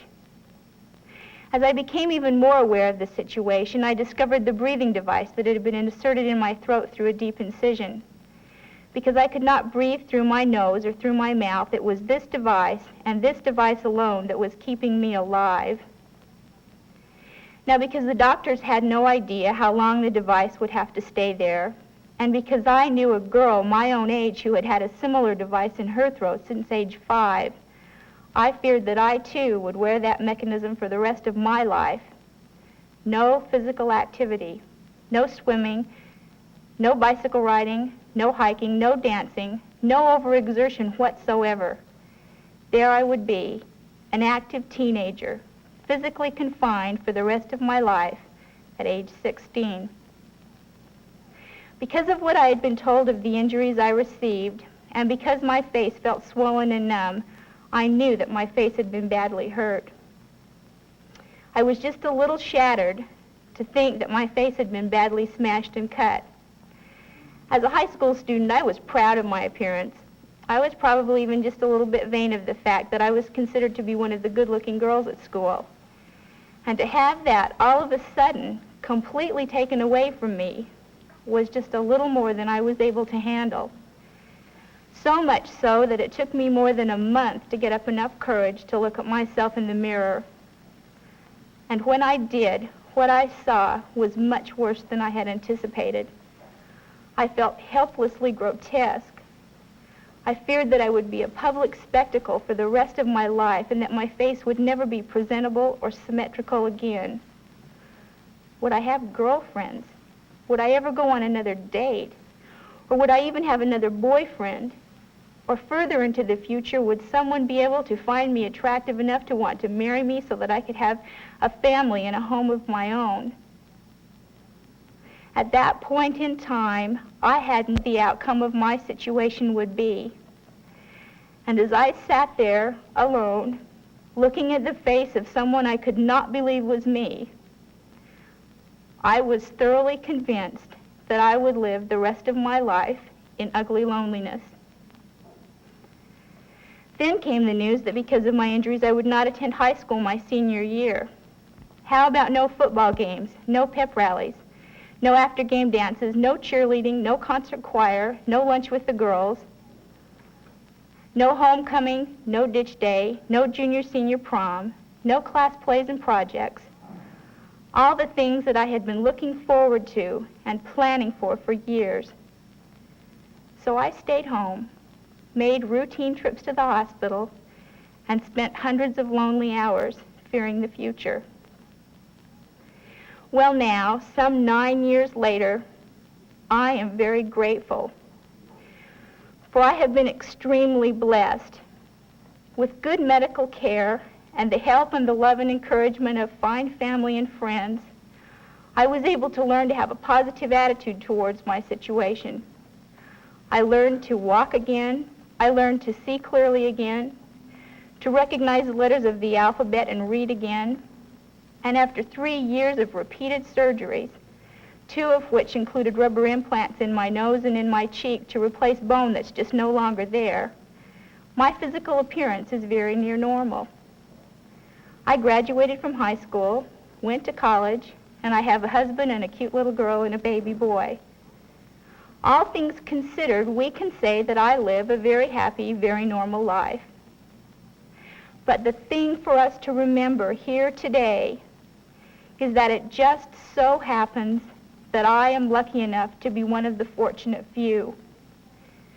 For there are thousands and thousands of accident victims in the United States today who are totally disabled or who are so grossly disfigured that they never return to normal active living. If I, after 9 years, can still feel moments of sadness for the things that happened to me, can we possibly imagine the extreme sorrow experienced daily by those whose very lives are a constant and continual reminder of tragedy? Had someone cared enough to obey laws as he drove, or had we been wearing seatbelts in our car, much injury and possibly a death could have been avoided. We're all seated here today, very safe, very secure. But by time for the 10 p.m. news this evening, any one of us here today could be announced as Arizona's latest traffic fatality or seriously injured accident victim. Please, let's not let that happen.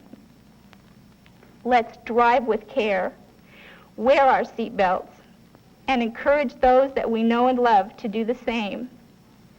For I can assure you that all the happiness in the world depends on it. Thank you.